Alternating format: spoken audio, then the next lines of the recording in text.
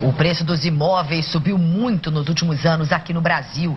E essa valorização rápida fez com que muita gente começasse a se perguntar se estamos vivendo uma bolha, como aconteceu nos Estados Unidos. Será? Veja na reportagem da série Em Obras.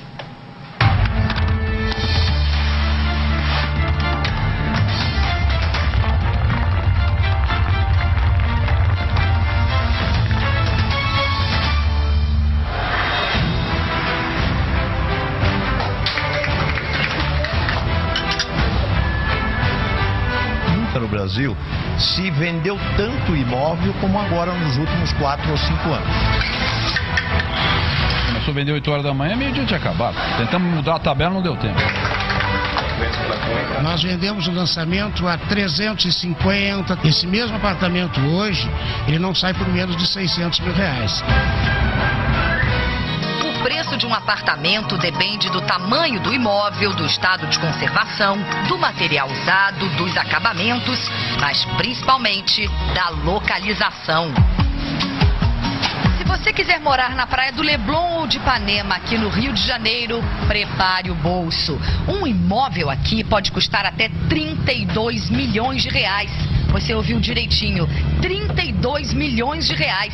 Foi exatamente por esse preço que um apartamento de 600 metros quadrados foi vendido naquele prédio.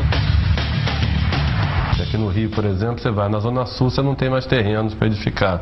Então, nessas regiões, tem uma valorização, mas é aquela lei de mercado, de oferta e procura. Esse aumento de preços não é um fenômeno apenas do Rio de Janeiro, não.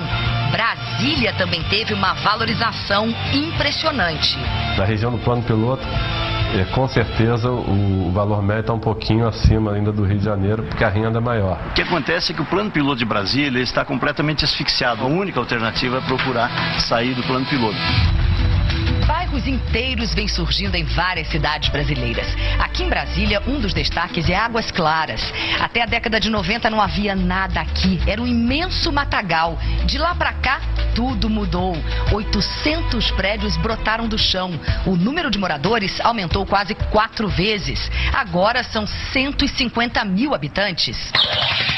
O mercado imobiliário brasileiro está tão aquecido que tem gente que acha que podemos viver uma bolha. Ela acontece quando os preços sobem tanto que quem comprou não consegue mais pagar pelo imóvel. A primeira consequência é a redução na procura por financiamento e logo depois a queda dos preços num efeito dominó.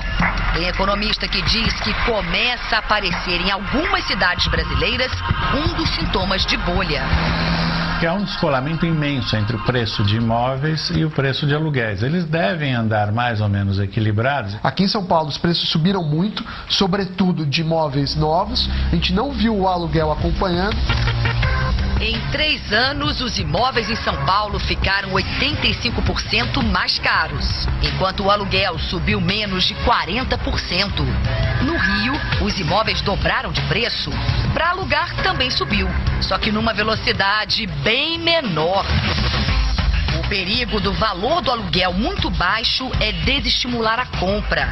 A pessoa acaba optando por alugar e deixar o dinheiro que tem rendendo no banco.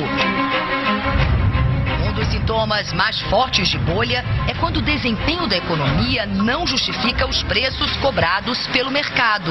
E isso não acontece aqui no Brasil. O sistema financeiro brasileiro é sólido e a família brasileira está com um crescimento de renda bastante forte. Então é isso, na verdade, que está explicando esse aumento de preços muito forte que a gente teve no passado recente. Eu acho que não existe bolha no país, nem de demanda, nem de crédito. Nos Estados Unidos foi bem diferente.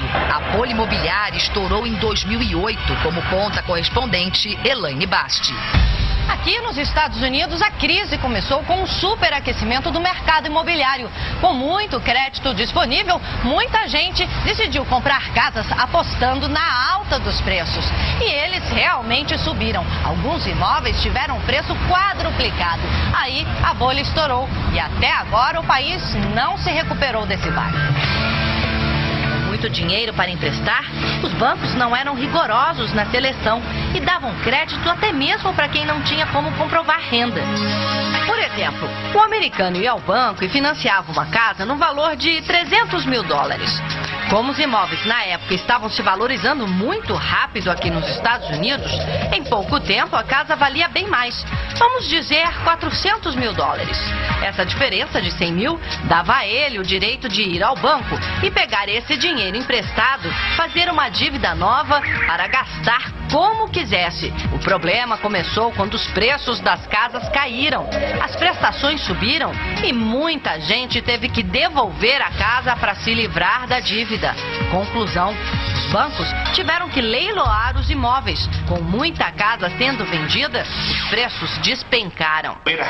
Segundo Jonathan Miller, que é presidente de uma consultoria especializada em mercado imobiliário, o preço dos imóveis hoje nos Estados Unidos ainda está em média 30% abaixo do pico alcançado em meados de 2006.